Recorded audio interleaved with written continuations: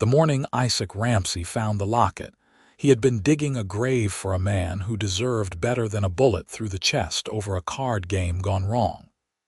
It was 1878 in Old Tucson, Arizona territory, and death came easier than rain in these dusty streets. The locket had been half buried in the dirt near the undertaker's office, probably kicked there by passing boots and wagon wheels, until it settled into a small depression that had saved it from being lost forever. Isaac wiped the grime away with his thumb, and when the silver caught the harsh morning sun, he saw her face staring back at him through the tiny glass window. She was beautiful in a way that made his chest tighten. Dark hair swept back from a face with eyes that seemed to hold secrets even in the painted stillness of the photograph. The portrait was small, no bigger than a silver dollar, but every detail had been captured with remarkable clarity. She wore what looked like a simple dress with lace at the collar, and there was something about the set of her mouth, the slight upturn at the corners, that suggested she had been trying not to smile when the photograph was taken. Isaac stood there in the growing heat, the shovel still in his other hand, dirt under his fingernails, and felt something shift inside him. He had seen plenty of women in his 26 years, had even thought himself in love once or twice, but this was different. This was a face that demanded to be found, a mystery that needed solving. He turned the locket over and found initials engraved on the back in flowing script. C.S. The Undertaker, a thin man named Morris with perpetually sad eyes, came out wiping his hands on a stained apron. "You going to finish that hole, Ramsey, or you planning to plant yourself in it?" Isaac held up the locket. "You know whose this might be?" Morris squinted at it, his face creasing into even more wrinkles. "Could be anybody's. Things get lost in this town every day. Probably some traveler passing through. The initials are C.S. Mean anything to you?" Morris scratched his chin, leaving a smudge of something Isaac did not want to identify. "Can't say it does. You could ask around, I suppose. Not like you have anything better to do with your time." That stung because it was true. Isaac had drifted into Old Tucson 3 months ago with barely $2 to his name and a past he did not talk about. He had done odd jobs since then, digging graves, hauling freight, breaking up fights at the saloon when the regular bouncer was too drunk to stand. He had no ties here, no real purpose beyond surviving one day to the next. But now, looking at this woman's face, he felt the first stirring of something that might have been purpose. He finished digging the grave because a man had to see his work through, then cleaned up and started asking questions. The general store owner did not recognize the locket. Neither did the woman who ran the boarding house where Isaac rented a narrow room that smelled of old tobacco and older dreams. The bartender at the Lucky Silver shook his head, and the town marshal, a weathered man named Hutchins who had seen too many years on the frontier, just laughed. "Son, you think you are going to find some woman based on a lost locket? This is Arizona territory. People come and go like tumbleweeds. She could be in California by now, or Texas, or 6 feet under for all you know." But Isaac could not let it go. Over the next 2 days he showed the locket to everyone who would look. Most people were not interested. A few women at the church social studied it with curiosity, but could not place the face. Then, on the 3rd day, he met an old prospector named Dutch who had been in the territory since before the war between the states. Dutch was sitting outside the saloon, his face like cracked leather, nursing a whiskey in the afternoon shade. Isaac showed him the locket without much hope, but Dutch's rheumy eyes suddenly sharpened. "That there looks like Clara Saunders," Dutch said, his voice rough as gravel in a tin cup. "Though I have not seen her in near about a year, maybe more." Isaac's heart kicked against his ribs. "Clara Saunders, you sure?" "Pretty sure. She had that same look about her, like she was holding back a laugh at some private joke. Her daddy ran a trading post north of here, up near Prescott. They dealt with the ranchers and sometimes the Apache, which was risky business but paid well enough. Last I heard, there was some trouble. The old man died, might have been his heart, might have been something else. The daughter took over running the place, but I do not know if she is still there. How far to Prescott? Dutch spat tobacco juice into the dust. 100 miles, give or take. Hard riding through rough country. You would need provisions, a good horse. You planning to ride all that way just to return a locket? Isaac looked down at the tiny portrait again. I guess I am. He spent the next day preparing. He did not have much money, but he sold his spare boots and an old watch that had stopped working years ago. That gave him enough to buy supplies and rent a sturdy horse from the livery. The stable owner, a Mexican man named Esteban, looked at him like he was crazy when Isaac explained his plan. You ride alone to Prescott for a woman you never met. There are bandits in those hills. Apache too, though they mostly keep to themselves these days if you do not bother them. Still, it is dangerous. I know, Isaac said, checking the horse's hooves and tack, but I have to try. Esteban shrugged. Love makes fools of us all, I suppose. It is not love, Isaac protested. I do not even know her. Then you are an even bigger fool, Esteban said, but he threw in an extra blanket and some dried beef without charging extra. Isaac left Old Tucson at dawn, riding north as the sun painted the desert in shades of gold and orange. The land was harsh and beautiful in equal measure, all scrub brush and red rock and distances that seemed to stretch forever. He followed the main trails when he could, asking directions at the scattered ranches and way stations along the route. Most people were suspicious of a lone rider, but Isaac had an honest face, and he learned to show the locket as explanation for his journey. That usually softened people enough to point him in the right direction, and sometimes offer a meal or a place to sleep. On the third night, he camped in the lee of a rocky outcrop, building a small fire to ward off the desert chill. He took out the locket and studied it again by firelight, trying to understand why this woman's face had taken hold of him so completely. Maybe it was the mystery of it, the idea that someone had lost something precious and was out there somewhere missing it. Or maybe it was simpler than that. Maybe he was just tired of drifting, tired of having no reason to be anywhere or do anything. This quest, foolish as it might be, gave him direction. He thought about his own past, the things he was running from. His father had been a farmer in Missouri, a hard man who believed in work and little else. Isaac had left home at 16 after one beating too many, had drifted west like so many young men looking for something they could not name. He had worked cattle drives, tried his hand at mining, spent a winter trapping in Colorado. Nothing had stuck. He was always moving, always looking for the next thing, never quite finding it. The fire crackled and popped, sending sparks into the vast darkness above. Somewhere in the distance, a coyote howled, the sound lonely and wild. Isaac wrapped himself in his blanket and tried to sleep, the locket clutched in his hand. The next day brought him into rougher country, hills that rose like broken teeth against the sky. The trail narrowed, winding through canyons where the sun barely reached the sandy bottom. He rode carefully, eyes scanning the ridges for any sign of danger. Around midday, he saw smoke rising from behind a bend and approached cautiously. It was a small Apache camp, just a few brush shelters and a handful of people. An older man stood as Isaac approached, his hand near the knife at his belt. Isaac reined in his horse and raised a hand in greeting, keeping his movements slow and non-threatening. "I mean no trouble," he called out. "Just passing through, heading to Prescott."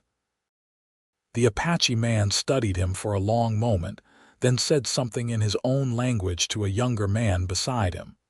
The younger man spoke English. "Why do you go to Prescott?" Isaac hesitated, then decided honesty was better than deception. He pulled out the locket and held it up. "I am looking for the woman in this picture. I was told she might be there." The younger Apache approached, moving with a grace that reminded Isaac of a hunting cat. He looked at the locket, his expression unreadable. "Clara Saunders." Isaac's heart jumped. "You know her." "Her father traded fairly with our people. He is dead now. The daughter, she tries to continue his work, but it is hard. There are bad men who want her land, who want to drive her out." "What kind of bad men?" The Apache's face darkened. "White men with guns who think they can take what they want. They have come to her trading post twice now, making threats. She is brave, but she is alone." Fear and urgency flooded through Isaac. "How far to her place?" "Half a day's ride north, then west along the creek. You will see the buildings near the cottonwood trees." The Apache paused, his dark eyes measuring Isaac. "What will you do when you find her?" "Give her back her locket," Isaac said. "And maybe help if she needs it." The Apache nodded slowly. "Her father was a good man. His daughter deserves better than what these wolves would give her. Ride carefully. Watch for 3 men on horses with a brand of crossed swords on their saddles. They are the ones who threaten her." Isaac thanked him and rode on, pushing his horse harder now. The sun was past its peak when he found the creek the Apache had mentioned, following it west through a valley that opened up into grazing land. He saw cattle scattered across the grass, good stock by the look of them, and then the buildings came into view. The trading post was a solid structure of adobe and timber, with a covered porch and what looked like living quarters attached to the back. A smaller barn stood nearby, along with a corral holding several horses. Smoke rose from a chimney, suggesting someone was home. Isaac rode up slowly, not wanting to startle anyone, and called out a greeting. The door opened, and a rifle barrel emerged first, followed by a woman who made Isaac forget how to breathe. She was even more beautiful than her picture, though there were worry lines around her eyes that had not been there when the photograph was taken. Her dark hair was pulled back in a practical braid, and she wore a simple dress covered by a work apron. Her eyes, sharp and wary, studied him with the kind of caution born from recent trouble. "State your business," she said, her voice steady despite the rifle pointed at his chest. Isaac raised his hand slowly. "My name is Isaac Ramsey. I found something that belongs to you." He reached carefully into his shirt pocket and pulled out the locket, letting it dangle from its chain. "I have been looking for you." The rifle lowered slightly. Clara Saunders, because of course this was her, stared at the locket with an expression Isaac could not quite read. Shock, certainly. Relief, maybe, and something else, something deeper that made her eyes shine. "That was my mother's," she said quietly. "I lost it months ago down in Tucson when I went for supplies. I thought it was gone forever. I found it 3 days back near the undertaker's office. Tracked you here based on what people told me." Isaac dismounted, keeping his movements slow and non-threatening. "I had to see it got back to you." Clara lowered the rifle completely now, leaning it against the door frame. She stepped onto the porch, and Isaac could see she was trembling slightly. "You rode all this way, through dangerous country, just to return a locket?" "Yes, madam." "Why?" Isaac looked at her, at this woman whose face had haunted him for days, and gave her the only truth he had. "Because when I saw your picture, I felt like I needed to find you. Like it was important in a way I cannot explain. I know that probably sounds foolish." Clara's expression softened, and for the first time, he saw the hint of a smile, the same one he had seen in her photograph. "It sounds like something out of a dime novel. But I suppose I should be grateful for fools like you." She held out her hand. "May I?" Isaac stepped forward and placed the locket in her palm, their fingers brushing for just a moment. The contact sent something electric through him, and from the way Clara's breath caught, she felt it too. She opened the locket with practiced fingers, revealing the photograph inside along with a lock of hair on the opposite side. "This was my mother's," she said again, her voice thick with emotion. "She died when I was 15. My father kept this for years, then gave it to me before he passed last year. When I lost it, I felt like I had lost them both all over again." She looked up at Isaac, tears shining in her eyes. "Thank you. You cannot know what this means to me." "I am glad I could return it," Isaac said, and meant it more than anything he had said in years. Clara wiped her eyes quickly, embarrassed by the tears. "You must be exhausted. Come inside. The least I can do is offer you a meal and a place to rest." Isaac started to protest, to say he did not expect anything in return, but the truth was he was tired and hungry, and the thought of leaving this woman already felt wrong. So he nodded and followed her inside, tending to his horse first in the corral. The interior of the trading post was neat and well organized, with shelves holding everything from tools to fabric to preserved foods. A pot-bellied stove heated the space, and a table with mismatched chairs sat near the back. Clara moved with easy efficiency, setting out bread and cold meat and pouring water from a pitcher. "I do not get many visitors these days," she said as they sat down to eat. "Most of the ranchers who used to trade with my father have been scared off by Dutch Morrison and his men." Isaac remembered what the Apache had said. "The men with the crossed swords brand," Clara's eyes widened. "You have heard of them, met some Apache on the trail. They warned me about 3 men threatening you, said they want your land." Clara's face hardened. "Dutch Morrison owns a big ranch south of here. He has been trying to buy me out for months, but this land was my father's, and I will not give it up. So he has been trying to intimidate me instead. His men ride by, make threats, shoot at my cattle. They have not hurt me directly yet, but I know it is only a matter of time before they try something worse." Anger rose in Isaac's chest. "You are out here alone dealing with this. I do not have much choice.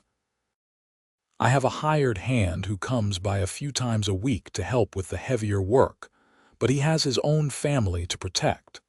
I cannot ask him to stand against Morrison's men.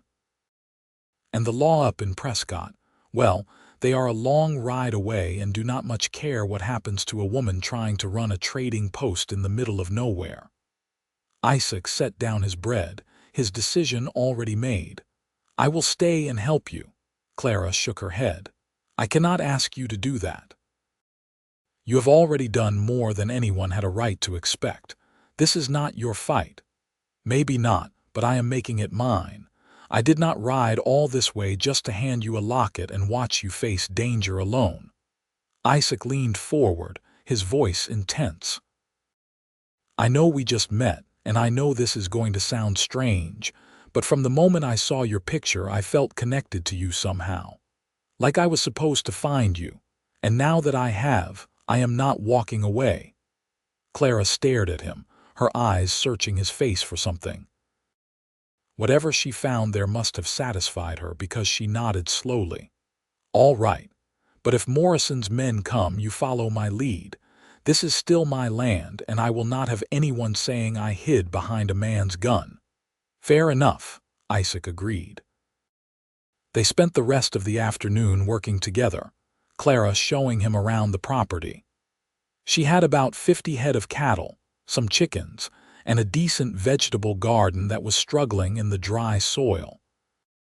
The trading post itself did a small business with the few ranchers brave enough to still stop by, and occasionally with Apache, who came to trade furs and handcrafted goods for supplies they could not make themselves.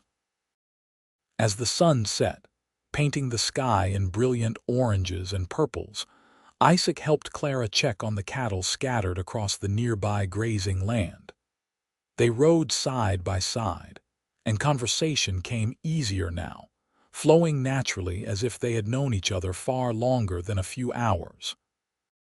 Clara told him about her childhood, growing up out here on the edge of civilization. Her father had been a dreamer who believed in treating everyone fairly, Indian and white alike, which had earned him respect from some and suspicion from others. Her mother had been a teacher from back east, drawn west by adventure and love, and she had taught Clara to read and write and think for herself. They were happy together, Clara said as they watched the cattle graze in the gathering dusk. Even when times were hard, even when the Apache raids were bad or the drought killed the crops, they had each other, and that was enough. Isaac found himself telling her things he had not spoken about in years, about his father's harshness, about running away and the years of drifting, about feeling like he was always searching for something without knowing what it was. Maybe you were searching for a purpose, Clara suggested. A reason to be somewhere instead of anywhere. Maybe, Isaac agreed, or maybe I was searching for you. The words hung in the air between them, bold and honest. Clara turned to look at him, the last light of day casting shadows across her face. You do not even know me. I know enough. I know you are brave enough to stand against men who want to take what is yours. I know you loved your parents enough to treasure their memory. I know that you have kind eyes and a smile that makes me feel like I have finally found what I have been looking for. Clara looked away, but not before Isaac saw the color rise in her cheeks. You talk pretty for a drifter. I mean every word. They rode back to the trading post in comfortable silence, and Isaac felt something settling in his chest, a sense of rightness he had never experienced before. This was where he was supposed to be, with this woman in this place, facing whatever came next. That night, Clara set him up in a small room off the main trading post area, a space usually reserved for travelers who paid for a bed. Isaac lay awake for a long time, listening to the sounds of the desert night, thinking about how his life had changed in just a few days. He had gone from digging graves and surviving day to having someone worth fighting for. The next morning, they fell into a routine. Isaac helped with the morning chores, feeding animals and checking fences. Clara worked in the trading post, taking inventory and organizing supplies. Around midday, the hired hand she had mentioned arrived. A weathered Mexican man in his 40s named Roberto who eyed Isaac with suspicion until Clara explained who he was and why he was there. Roberto's expression cleared and he clapped Isaac on the shoulder. Good. She needs someone watching out for her. These Morrison men, they are bad news. I wish I could be here more, but I have my wife and children to think about. I understand, Isaac said. I will do what I can. The three of them worked together that afternoon, repairing a section of corral fence that had come loose. Roberto told stories of the old days when Clara's father had first established the trading post, building relationships with the various Apache bands and the few white settlers brave enough to make a life in this wild country. Miguel Saunders, he was a good man, Roberto said, hammering a nail into place. Fair and honest. He treated everyone with respect and he raised his daughter to do the same. But these new men like Morrison, they only respect force. They see a woman alone and think she is easy prey. She is not alone anymore, Isaac said quietly. Roberto nodded approvingly. I can see that. As the sun began to set, Roberto prepared to leave, mounting his horse with the stiffness of a man who had worked hard all day. I will be back in 3 days, he told Clara. You need anything before then, you send word. We will be fine, Clara assured him. But as Roberto rode off into the gathering darkness, Isaac saw Clara's hand drift to the rifle she now kept always within reach. She was putting on a brave face, but he could see the worry in her eyes, the tension in her shoulders. Morrison's men could come at any time, and they both knew it. That night, after a simple dinner of beans and cornbread, Clara and Isaac sat on the porch watching the stars emerge in the vast desert sky. The air was cooling quickly, and Clara wrapped a shawl around her shoulders. "Thank you for staying," she said quietly. "I know I acted like I did not need help, but the truth is, I have been scared. Really scared. I wake up every morning wondering if this will be the day Morrison decides to stop making threats and start taking action." Isaac reached over and took her hand, the gesture feeling natural and right. "You do not have to be scared anymore. Whatever comes, we will face it together." Clara's fingers tightened around his. "You really rode all this way just to return my locket?" "I did." "That is either the bravest or most foolish thing I have ever heard. Can it be both?" Clara laughed, the sound bright and genuine, cutting through the tension that had been coiled inside her. "Yes, I suppose it can." She turned to look at him, her face serious now. "Isaac, I feel like I should warn you, I am not an easy woman to be around. I am stubborn and independent, and I do not take well to being told what to do. My father used to say I had more pride than was good for me." "I do not want an easy woman," Isaac said. "I want you." The words hung between them, heavy with meaning. Clara's breath caught, and for a moment, Isaac thought he had gone too far, pushed too hard too fast. But then she leaned in and kissed him, her lips soft and warm against his, and everything else fell away when they pulled apart, both slightly breathless. Clara rested her forehead against his. "This is crazy. We just met. I know. We should take this slow, be sensible about it, probably." "But I do not want to," Clara whispered. "I feel like I have been waiting for you without knowing it, and now that you are here, I do not want to waste time pretending I do not feel what I feel."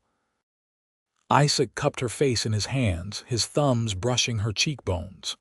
"What do you feel?" "Like I am falling for you, hard and fast and completely." "Good," Isaac said, kissing her again, "because I am already gone." They stayed on the porch for hours, talking and kissing and learning each other. Clara told him about her dreams for the trading post, how she wanted to expand and bring in more goods, create a place where everyone, Indian and white, could come and trade fairly. Isaac told her about his desire to finally put down roots, to build something lasting instead of always moving on. The next few days passed in a blur of work and growing affection. Isaac learned the rhythms of the trading post, how to deal with the occasional customer who stopped by, how to read the land and the weather. Clara taught him about the various Apache bands who sometimes traded with her, the different customs and protocols he needed to respect. They worked side by side during the day and sat together on the porch at night, their connection deepening with each passing hour. On the fourth day, Morrison's men came. Isaac was in the barn checking on a mare who seemed to be favoring her left foreleg when he heard the sound of approaching horses. He stepped out into the sunlight and saw 3 riders coming up the trail, their horses bearing the crossed swords brand the Apache had warned him about. Clara emerged from the trading post, her rifle in hand but held low and unthreatening. Isaac moved to stand beside her, his own hand resting on the pistol at his hip. The 3 men reined in their horses about 20 feet away. The leader, a big man with a red face and a scar across his cheek, looked Isaac up and down with obvious displeasure. "Who is this, Clara?" the man asked, his voice thick with false friendliness. "You hire yourself some protection." "This is Isaac Ramsey," Clara said, her voice steady and cold. "And what I do on my land is none of your concern, Donnelly." Donnelly spat tobacco juice into the dirt.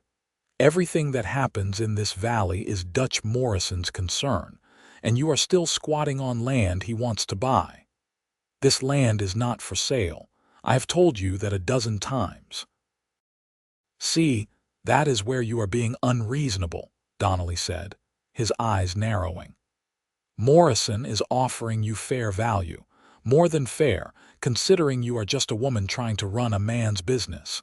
You should take the money and go back east where you belong." Isaac felt anger flare hot in his chest, but Clara's hand on his arm stopped him from saying something that would escalate the situation. "I belong here," Clara said firmly. "This is my home, my land, my business. And I am not leaving, no matter how many times you ride up here making threats."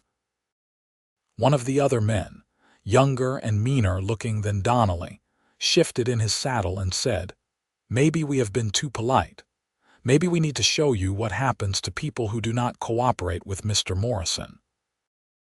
You lay one hand on her, and it will be the last thing you do," Isaac said quietly, his voice carrying deadly promise.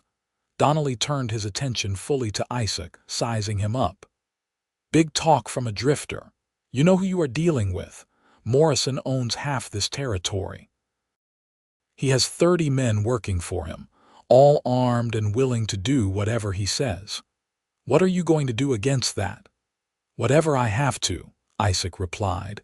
The tension stretched tight as a wire, everyone's hand near their weapons. For a moment, Isaac thought it was going to turn violent right here and now, but then Donnelly seemed to make a calculation and back down slightly. "You are making a mistake," he said to Clara. "Morrison is a patient man, but his patience has limits. You have 1 week to reconsider his offer. After that, well, accidents happen out here in the wilderness. Fires, mostly. Trading posts burn real easy." With that threat hanging in the air, Donnelly wheeled his horse around, and the 3 men rode off, leaving a cloud of dust in their wake. Clara let out a breath she had been holding, her hands trembling slightly. Isaac pulled her close, feeling her heart hammering against his chest. "They mean it," she whispered. "Morrison has burned out people before. There was a family trying to homestead about 10 miles from here.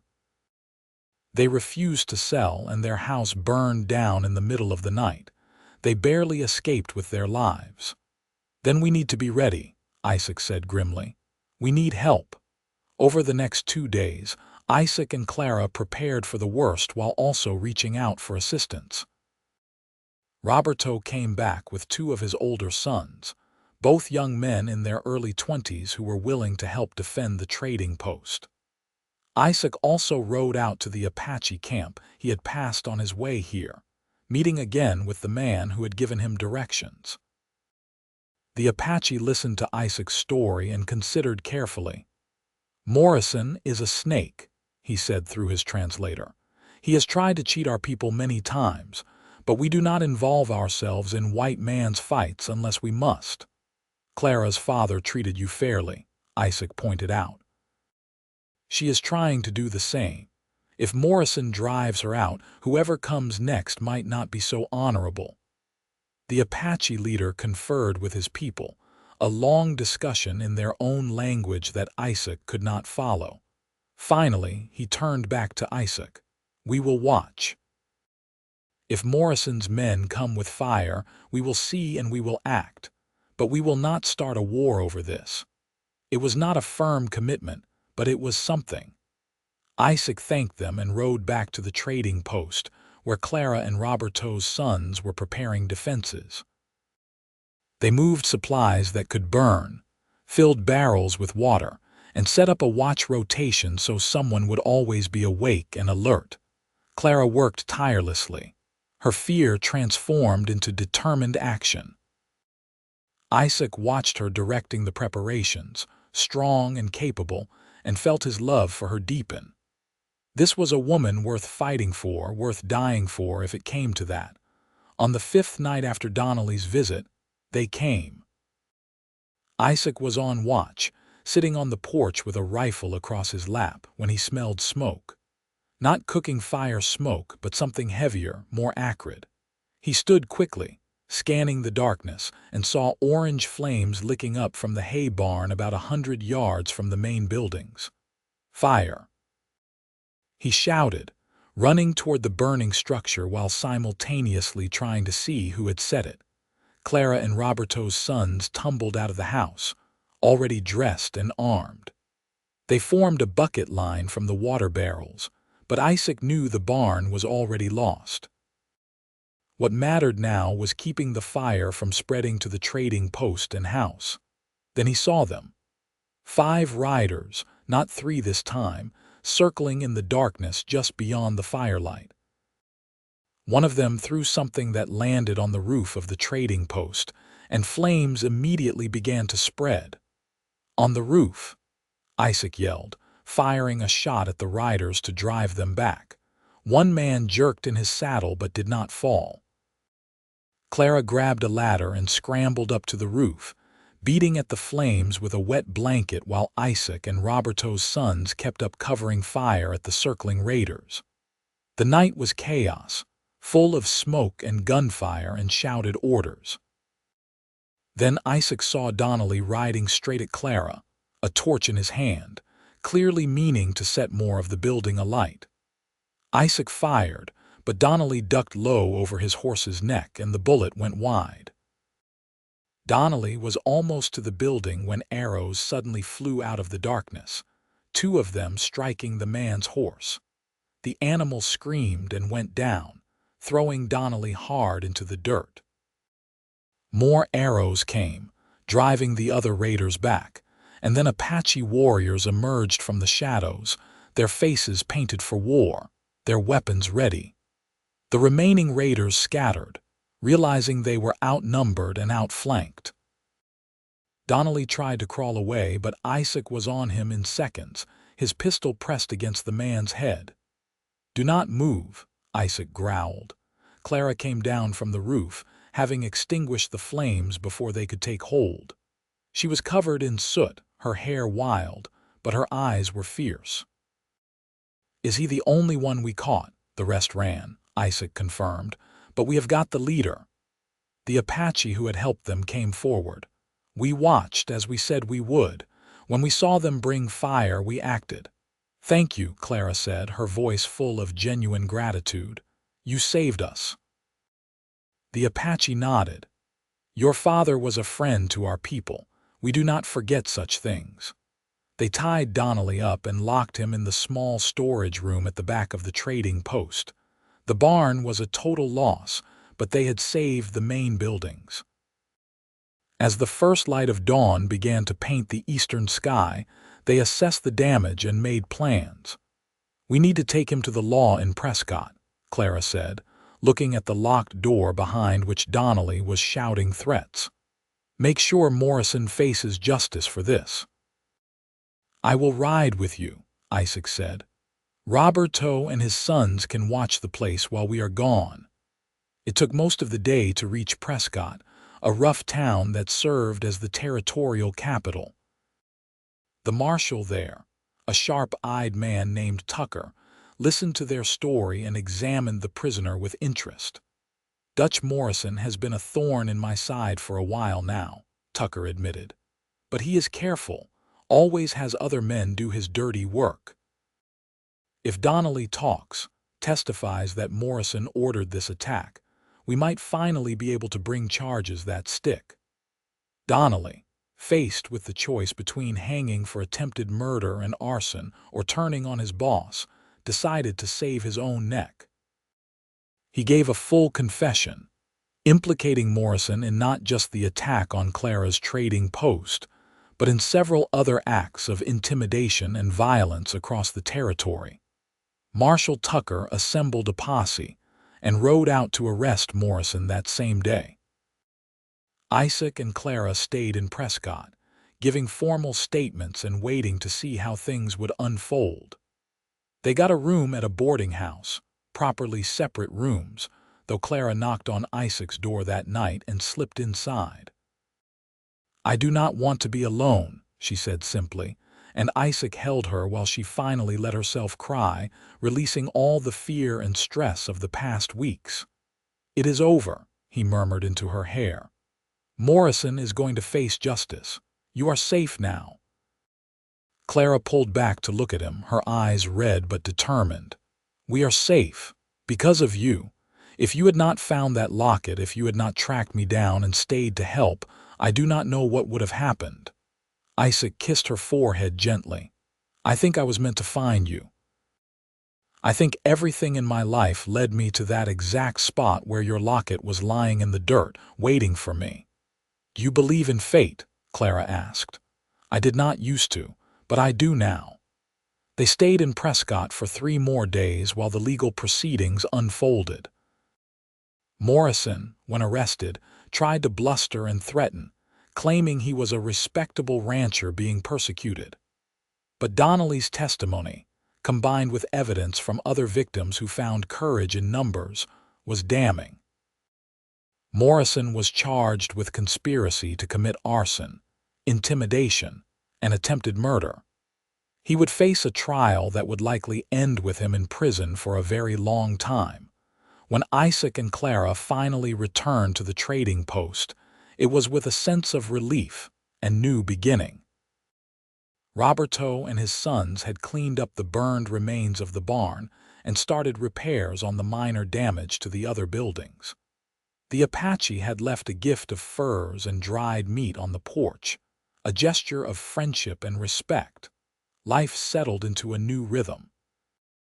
Without Morrison's threats hanging over her, Clara began to expand the trading post's operations, bringing in more goods and attracting customers from further away. Isaac became her partner in every sense of the word, working alongside her during the day and holding her close at night. 6 weeks after the fire, on a crisp October evening with the first hints of autumn in the air, Isaac asked Clara to marry him. They were sitting on the porch, their favorite spot, watching the sun set over the distant mountains. He did not have a ring to offer her, but he had something better. He pulled out the locket, now polished and shining, and opened it to show her mother's picture. "This brought me to you," he said. "It led me across 100 miles of hard country to the woman I was meant to love. I know I do not have much to offer. I am still just a drifter at heart, though I hope I am becoming something more. But I love you, Clara Saunders, with everything I am. And I want to spend the rest of my life building something real with you, right here in this place you love. Will you marry me?" Clara's eyes filled with tears, but she was smiling, that same private smile from her photograph. Only now it was all for him. Yes, 1,000 times yes. They were married 2 weeks later in Prescott, with Marshal Tucker serving as a witness and Roberto and his entire family in attendance. The Apache who had helped save the trading post also came, giving Clara a beautiful beaded necklace as a wedding gift, and telling Isaac he was a man of honor. The ceremony was simple but meaningful, conducted by a circuit preacher who happened to be passing through. Isaac and Clara spoke their vows in front of God and witnesses, promising to love and honor each other all their days. When Isaac kissed his bride, he felt a completeness he had never known before, like he had finally become the man he was always meant to be. Their wedding night was spent in the same boarding house where they had stayed during Morrison's arrest, but this time there was no need for separate rooms. Isaac carried Clara over the threshold, and they came together with passion and tenderness, the physical expression of everything they felt for each other. In the morning, they rode back to the trading post that was now truly their shared home. Isaac had gone from being a drifter with no purpose to a husband with a home and a future. It was everything he had been searching for without knowing it, all because he had found a locket in the dirt and decided to track down the woman in the picture. The first year of their marriage was hard work but deeply fulfilling. They rebuilt the barn bigger and better than before. Isaac learned the trading business, developing relationships with the ranchers and Apache who came to buy and sell goods. Clara taught him to read the land, to predict weather patterns, to understand the delicate balance of desert life. In the spring of 1879, Clara discovered she was pregnant. The news filled them both with joy and a little fear. They were miles from the nearest doctor, and childbirth was always dangerous, especially out in the frontier. But Clara was strong and healthy, and they had time to prepare. As summer blazed hot across the Arizona territory, they prepared a nursery in the trading post, a small room with windows facing east to catch the morning light. Clara sewed baby clothes while Isaac built a cradle from wood he had carefully selected and sanded smooth. Roberto's wife came by to offer advice and assistance, and the Apache women brought herbs and remedies used by their people for generations. Clara's pregnancy progressed well through the hot months, though the heat made her uncomfortable. Isaac was constantly attentive, bringing her water, making sure she rested, rubbing her swollen feet at night. He had never imagined he could feel this much love, this much protectiveness toward another person. The thought of Clara and their unborn child was the center of his world now. In October, as the weather began to cool, Clara went into labor. It was a long, difficult process that tested everyone's nerves. Roberto rode to fetch his wife, who had experience as a midwife. Isaac stayed by Clara's side, holding her hand, wiping her forehead, murmuring words of encouragement even when his own fear threatened to overwhelm him. After 18 hours of labor, their son was born. He came into the world wailing, strong and healthy, with a shock of dark hair like his mother and his father's strong features.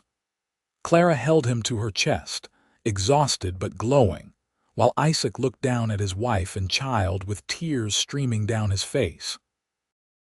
"We have got a son," he whispered, awestruck. "We do," Clara agreed, her voice hoarse from exertion. "What should we name him?" They had discussed names for months, going back and forth between family names and new possibilities. Now, looking at his perfect tiny son, Isaac said, "Miguel. After your father, if that is all right with you." Clara's eyes overflowed with fresh tears. "That is perfect." Miguel Ramsey grew fast and strong, a bright child who seemed to inherit his mother's intelligence and his father's steady determination. The trading post continued to prosper, becoming a hub for the scattered community. Isaac built an addition to the house to accommodate their growing family, adding proper bedrooms and a larger kitchen. 2 years after Miguel was born, Clara gave birth to a daughter they named Alina after Isaac's mother. The girl had her father's light eyes and her mother's dark hair, and from the moment she could walk, she followed her big brother everywhere. Life was full and rich. Isaac often thought back to that morning in Old Tucson, when he had been digging a grave and found a locket in the dirt. If someone had told him then that this simple act would lead to love, family, and purpose, he would not have believed them. But here he was, living proof that sometimes the smallest moments can change everything. The trading post became known throughout the territory as a fair and honest place to do business. Isaac's friendships with the local Apache bands brought trade opportunities that others envied, but could not replicate. Clara's business sense and Isaac's willingness to work hard meant they were soon more prosperous than they had ever imagined possible. When Miguel was 5 and Alina was 3, they expanded the trading post again, adding a proper general store section and even a small schoolhouse where Clara taught not just their own children but the handful of other kids from nearby ranches and homesteads. The Apache sent some of their children too, wanting them to learn English and mathematics while still maintaining their own culture. Isaac sometimes served as a mediator between the white settlers and the Apache, his reputation for fairness making him trusted by both sides. It was delicate work, navigating between two cultures that often misunderstood each other, but Isaac found he had a gift for listening and finding common ground. In 1884, 5 years after their wedding, Clara told Isaac they were expecting their third child.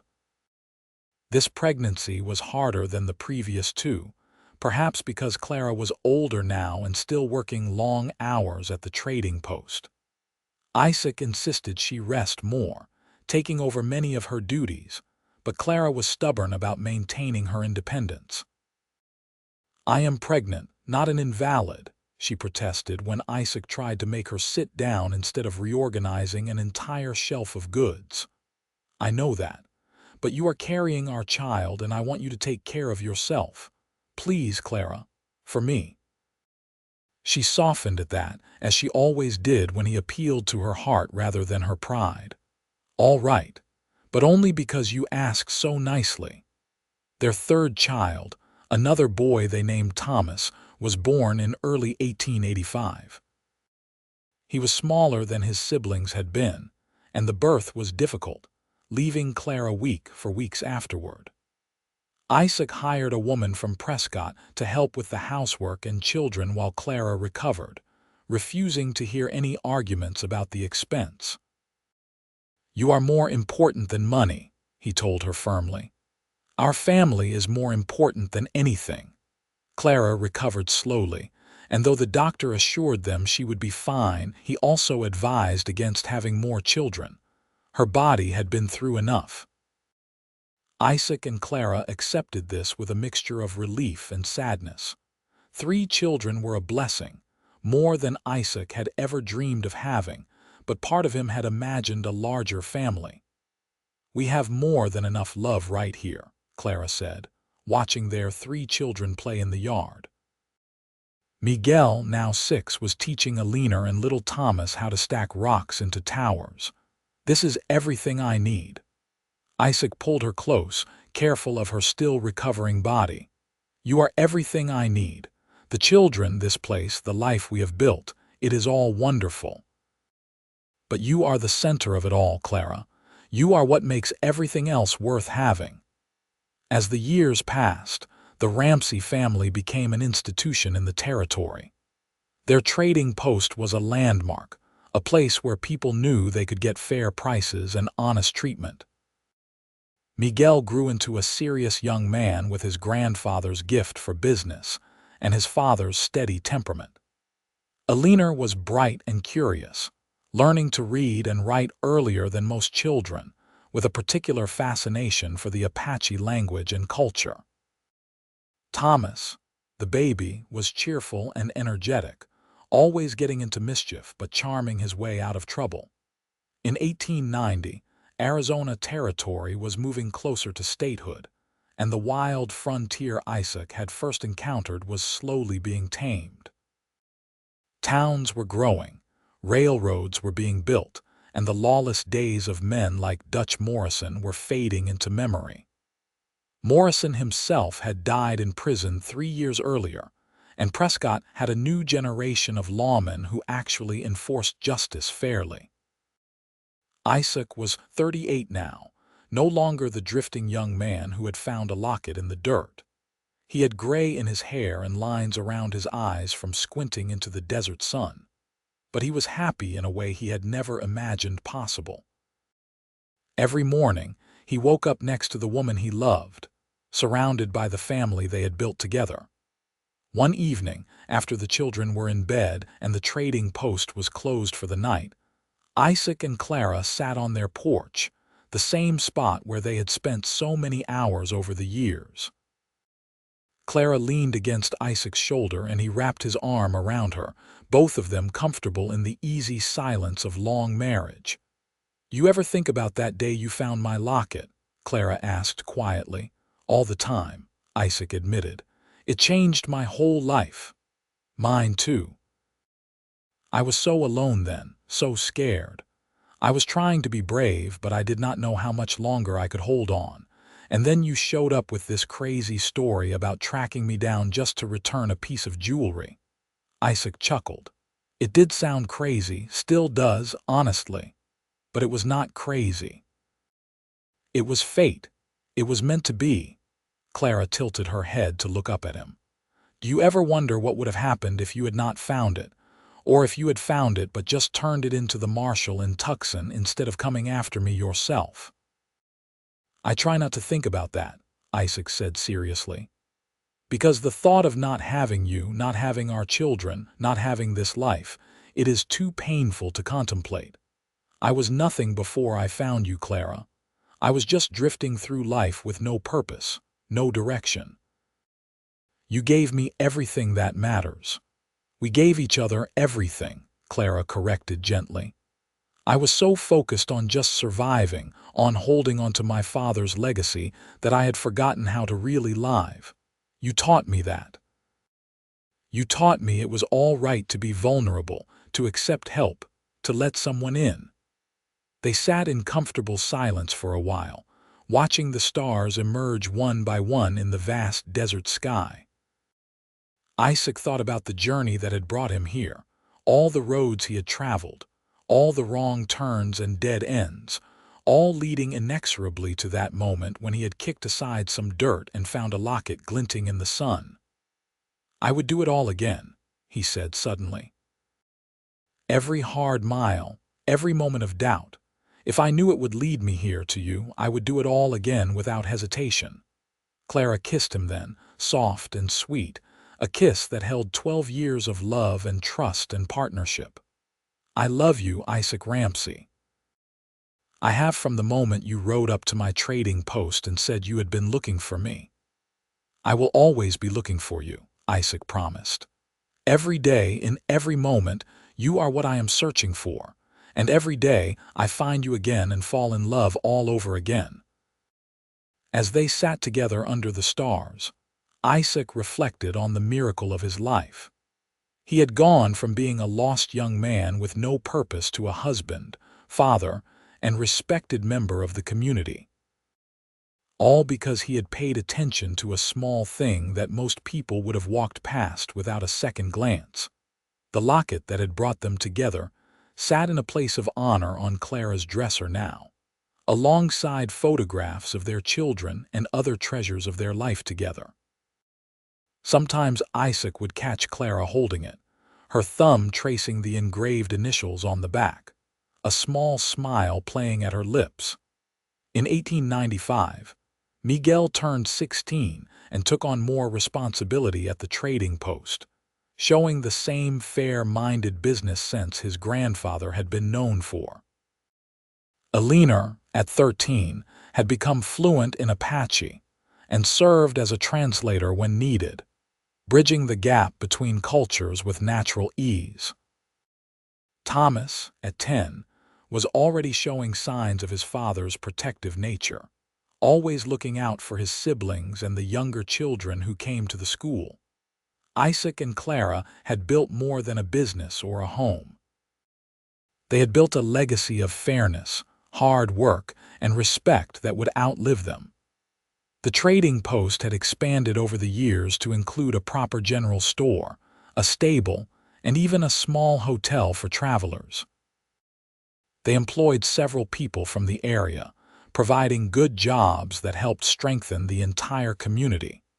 But more than the material success, they had built a family rooted in love. Their children grew up knowing they were wanted and cherished, that their parents had fought for the life they now enjoyed.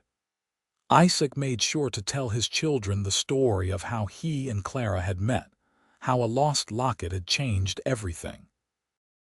The lesson, he would tell them, is to pay attention to the small things, to follow your heart even when it does not make sense, to believe that you can find what you are looking for if you are just willing to search for it. In 1898, when Isaac was 46 and Clara was 44, they celebrated their 20th wedding anniversary with a big party at the trading post. People came from all over the territory, friends and customers, and even some of the Apache who had known Clara's father. There was music and dancing and more food than anyone could eat. Marshall Tucker, now retired but still living in Prescott, made the trip to attend. "I remember when you two came to me about Morrison," he said, shaking Isaac's hand. "You were just a drifter who had found a locket, and Clara was a scared young woman trying to hold onto her land. Look at what you have built together. It is remarkable. "We were blessed," Isaac said simply, his arm around Clara's waist. "I found her and she let me stay." "You saved me," Clara corrected, "in more ways than one." As the party wound down and the last guests departed, Isaac and Clara found themselves alone on their porch once more, their favorite spot for reflection. The night was cool and clear, perfect for October in Arizona. 20 years, Clara mused. Sometimes it feels like we just met, and sometimes it feels like we have been together forever. Both things can be true, Isaac said. Every day with you feels new, but also like it was always meant to be. Clara pulled out the locket, which she had worn on a chain around her neck for the anniversary celebration. She opened it, showing the photograph that had started everything. "My mother would have loved you, you know. She always told me to wait for a good man, someone who would see me for who I really was and love me for it." "I was the lucky one," Isaac insisted. "I was lost, and you gave me a home. You gave me purpose and love and a reason to be better than I was." They renewed their vows that night, just the two of them under the stars, speaking the same promises they had made 20 years before, but with even deeper understanding of what they meant.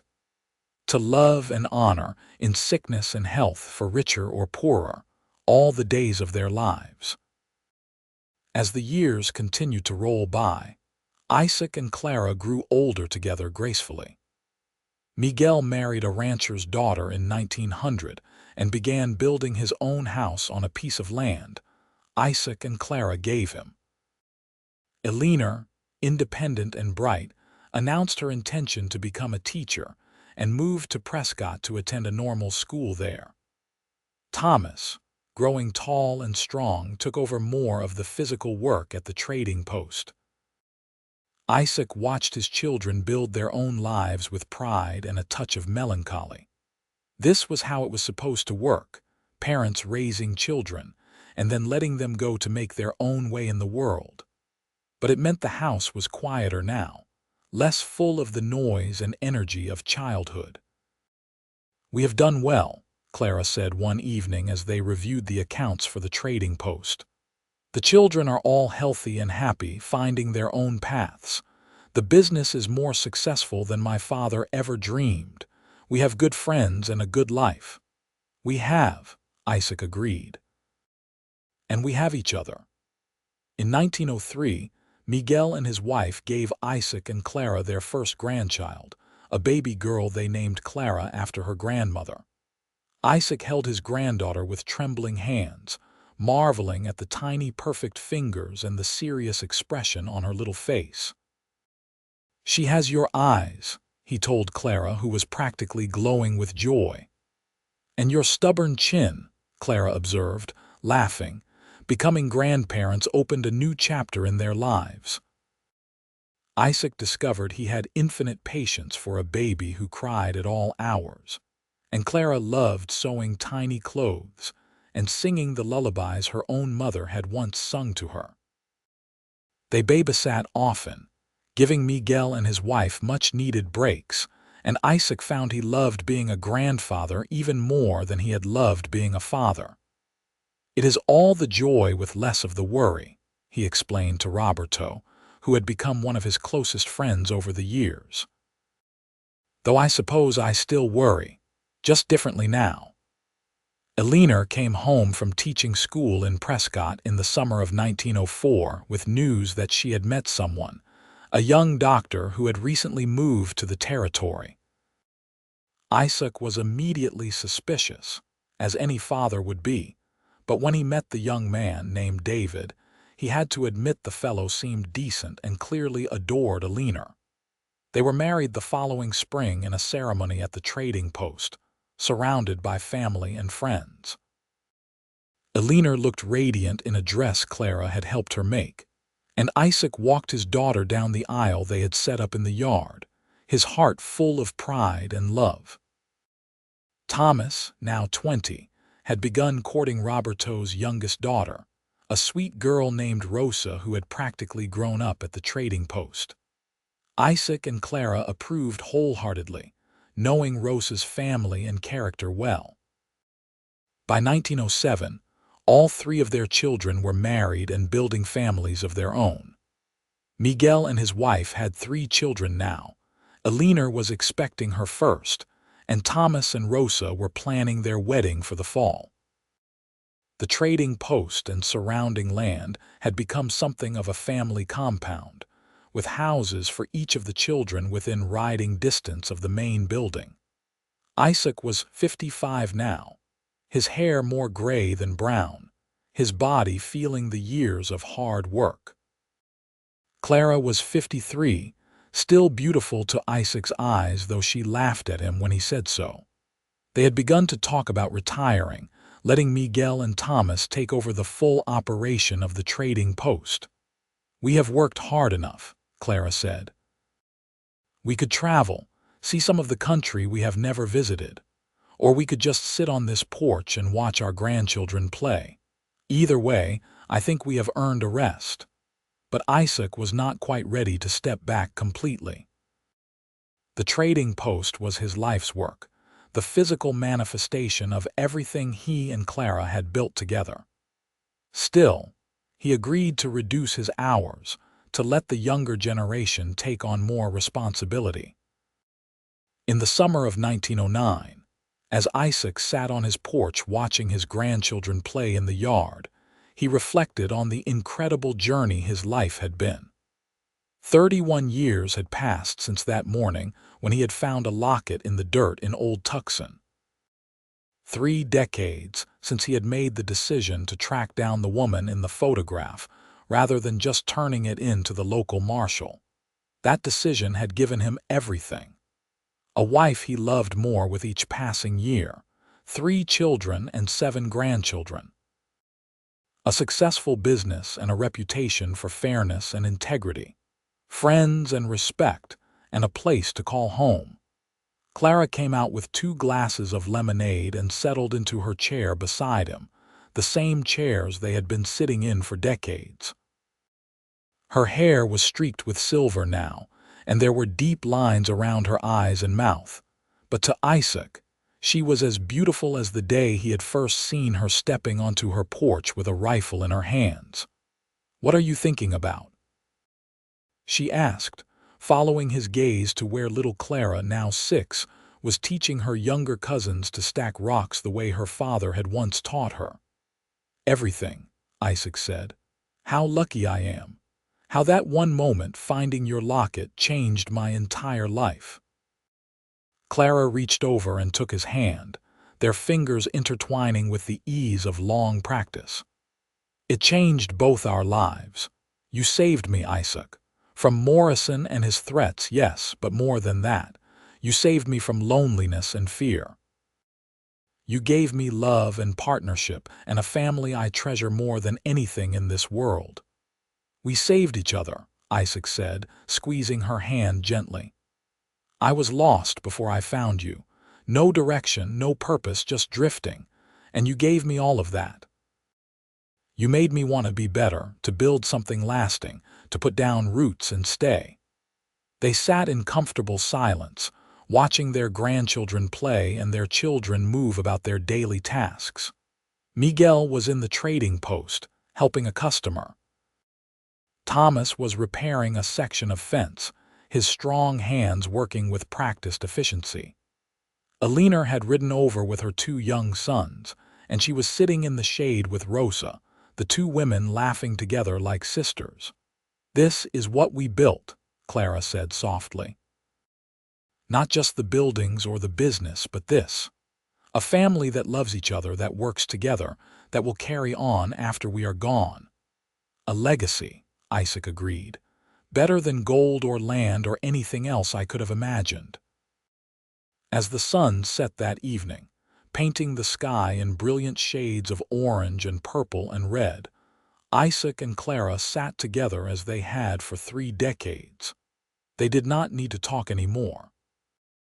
Everything that mattered had been said over the years, and now they could simply be together. 2 people who had found each other against all odds and built a life worth living. The locket that had started it all sat on Clara's dresser inside, but Isaac carried the memory of finding it everywhere he went. It had been a small thing, easily overlooked, but paying attention to it had changed everything. It had led him on a journey across dangerous country to find a woman he had never met but somehow needed to find, and she had let him stay. That was the real miracle, Isaac thought. Not that he had found her, but that she had opened her heart and her life to him, a drifter with nothing to offer but his love and his willingness to fight for her. They had built this life together, one day at a time, one decision at a time. And now, in the twilight of their years, they could look back and see the path they had walked, hand in hand, from that first meeting to this moment. The night stars began to emerge one by one, the same stars that had witnessed their first kiss on this very porch. Isaac pulled Clara closer, and she rested her head on his shoulder with a contented sigh. "I have been looking for you," Isaac whispered, repeating the words he had said to her more than 3 decades ago. "And I have been waiting for you," Clara replied, as she always did. "I will always be here, waiting for you to find me." They sat under the stars, two people who had found each other and built a love that would outlast them both. A love that lived on in their children and grandchildren, in the trading posts that bore their mark, in the stories that would be told about the drifter who found a locket and tracked down the woman in the picture because he knew, somehow, that she was what he had been searching for all along. The end of their story was still years away, but the important part was already written. They had found each other, loved each other, and built a life together that mattered. Everything else was just the happy details of a life well lived together, always together. From that first moment, Isaac had ridden up to her trading post and said, "I have been looking for you," to this moment and all the moments still to come. And as the desert night settled around them, cool and vast and full of possibility, Isaac Ramsey knew that finding that locket in the dirt had been the best thing that had ever happened to him. It had led him home.